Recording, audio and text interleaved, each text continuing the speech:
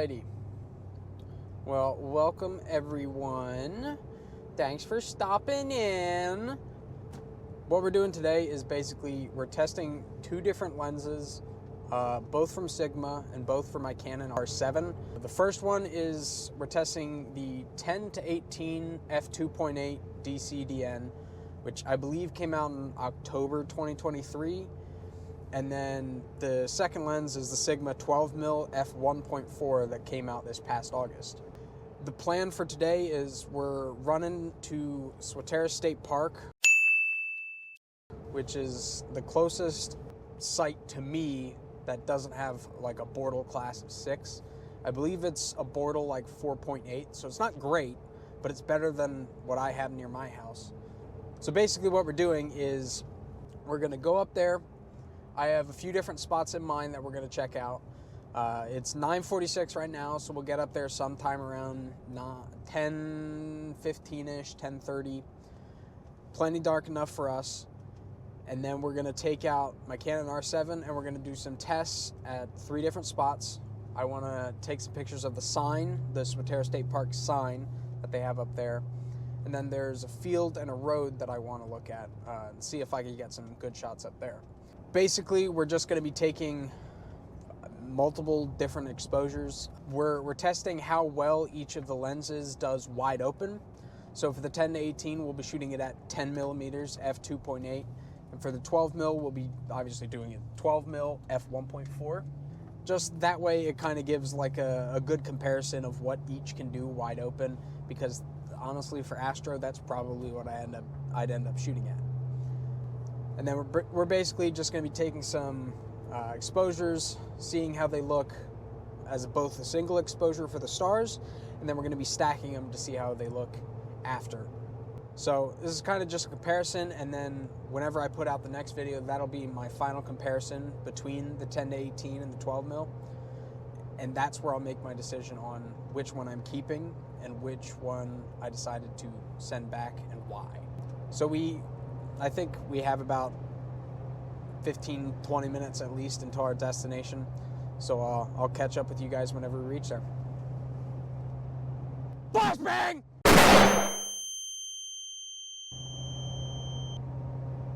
Sorry, I had to keep you guys on your toes.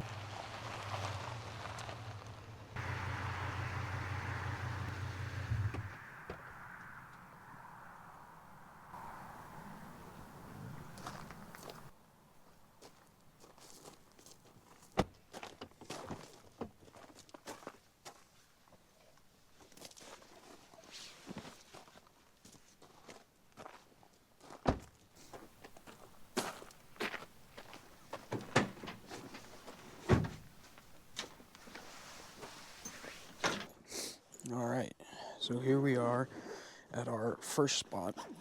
Like I said earlier, this is the sign for Swatera State Park. And the plan is just take each lens and we're going to do, a few different exposures. Most of them are going to be of the night sky, and then we'll do occasional ones with, or one most likely with the sign, just so we can, get them all stacked, get everything processed together and having a nice clean looking image. First we're going to start out with the 10 to 18, and then I have the 12 mil in my pocket. So let's go get set up. Oh, I forgot something important. Might need a tripod for like 15-second exposures. And for those of you wondering why I have a high-vis vest, simple explanation: last time I was up here, I got a gun pulled on me, and tonight I'm wearing all black, so I just want to wear this, or at least have it on me, just so I'm not trying to hide from anybody or do anything bad. So yeah, with that said, now we can get started.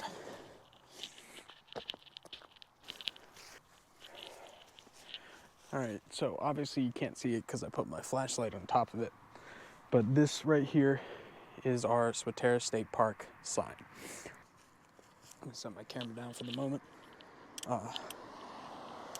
But we're going to set up the tripod, kind of just pointing in this general direction. I'll probably set it back here a little bit. And then the plan is to have the sign kind of taking up the lower left third of the screen, and then all of the rest of the space is reserved for obviously the night sky. So we're just gonna set all this up. As for, you know, exposure times, to keep it consistent, for 12 millimeters, I think I'm using a 15-second exposure. So for the 12 mil f1.4, I'll use 15-second exposure. That's to try to reduce any star streaking or anything like that. And then for the 10 mil, I believe I'm using a 20-second exposure because it's about the same ratio of what 15 seconds is to the max I could use theoretically with the 12 mil. That way it gives us a fair comparison between the 10 mil at f2.8 and the 12 mil at f1.4. Because that's the goal of this, is to maintain consistency across the tests so that we can determine which lens is truly the best for this scenario. So we'll get set up.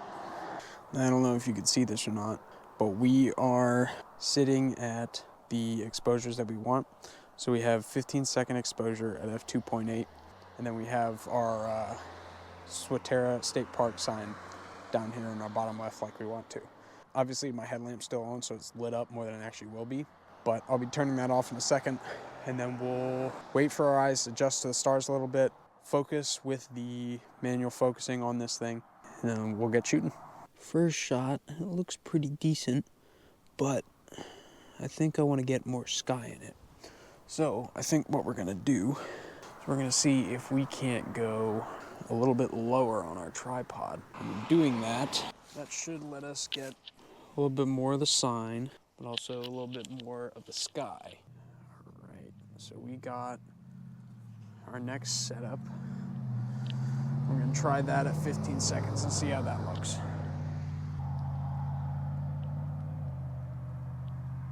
Now I think I want to get the entirety of the sign.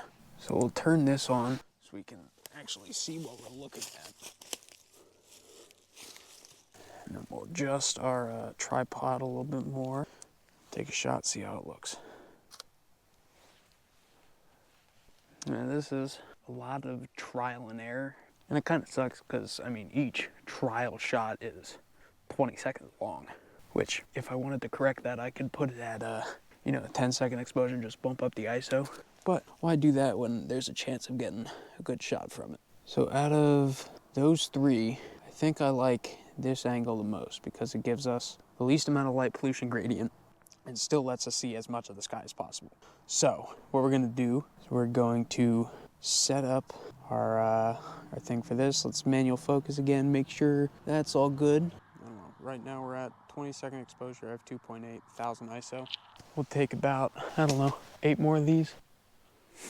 One thing I've noticed that's helped me get a little bit steadier photos without having to use 2-second timer is, I don't know if any other cameras have it, but Canon at least has it, where it's called touch shutter. Basically, you just give the screen a little tap, and it automatically takes a picture. For most of my tripod shots, I turn that on.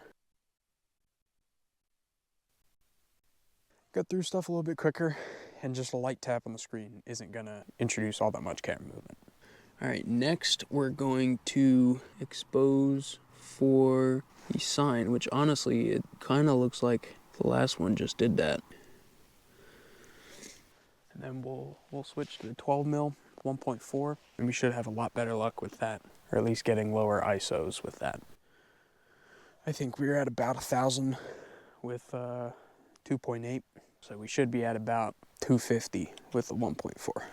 So now we change out to the 1.4. I should have checked so we could get mostly the same composition, but no, it'll buff. We'll swap lenses real quick.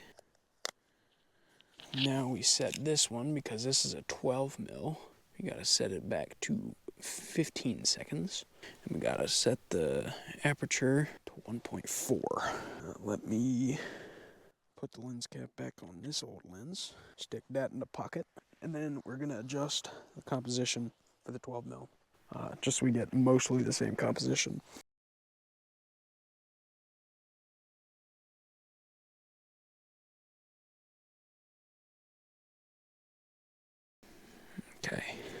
It's mostly the same composition. Get our focus set. If I can find a star, that is. We got a star. Alright. And then it turns out I lied. We're actually at about a 640 ISO, which makes sense because instead of a 20-second exposure with the 10 mil, we're at 15 with the 12. But we'll get started taking some shots. Don't worry with all these shots, guys. I'm not underage, I promise. Why is this ISO higher now? Alright, we're just gonna call it there. We have about 10 usable images for the sign. Then there's a little gravel patch right here, pull off. I'm just gonna go out here, point the camera straight up, see if I can get anything. See if I can get anything. I'm gonna get something. I'm gonna point it straight up just to get some pictures of just the stars so we can compare, astigmatism, stuff like that over a single exposure. Do this. Turn off the headlamp so we can actually see what we're looking at.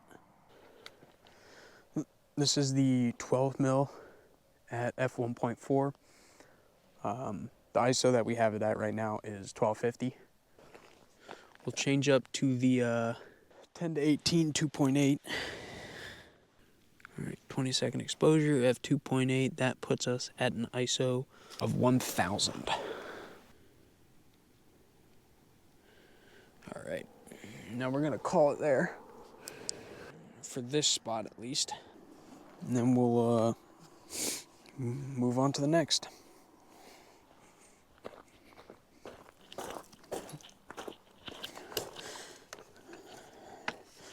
You might be asking yourself, "Little fishy, what's the next step in this plan?" Well, I have some good news for you. The good news is the next step in this plan is literally a minute drive that way. Bad news about this next step is it's in the middle of a road. So, at some point, actually, definitely at some point, we're going to need to scream, "It's turtle time!" and tuck and roll to the other side of the road in order to not get run over by a car. But, that's just the way we live right now, I guess.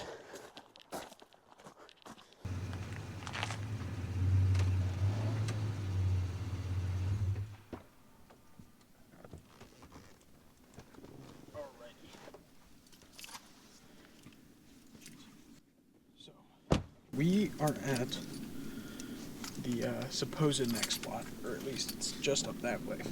Now, all of these spots that I had were chosen based off of Google Maps, so this spot especially might not be everything I hoped for. So we're going to just go out here and take a few quick shots, see if it's what I want it to be, and then if it is, I guess we'll take some more. But regardless, this will probably be our last stop. I don't think we'll end up going to the third spot I have in mind, unless this spot doesn't work out, but we'll see.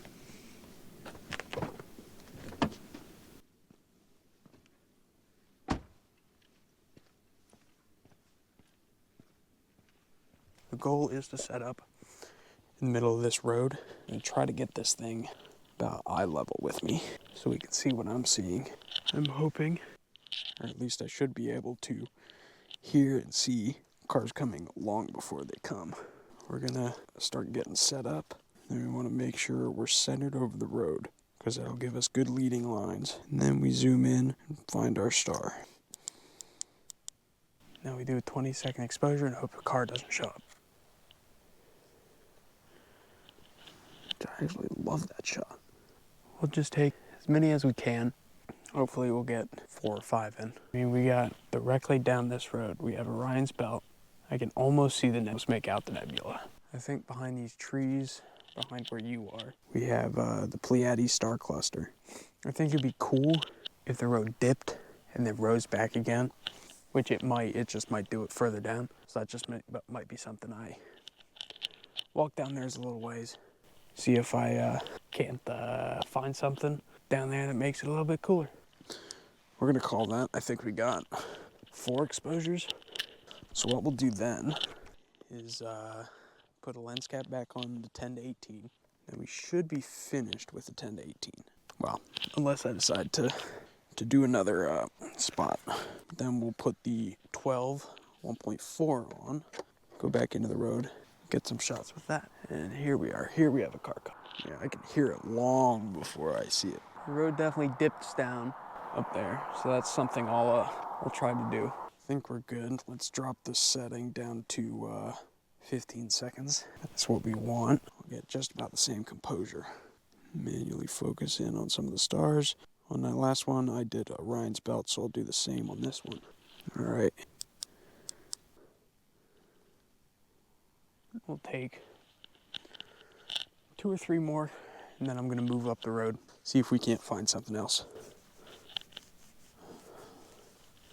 All right, just got home, 12:24, so that puts us at about 3 hours total from whenever we left, ish, at least. I think we took about 50 pictures with a few different compositions, so I'm gonna be working this week to get all those stacked, edited, and then hopefully I'll be editing this video to put out next week or the week after.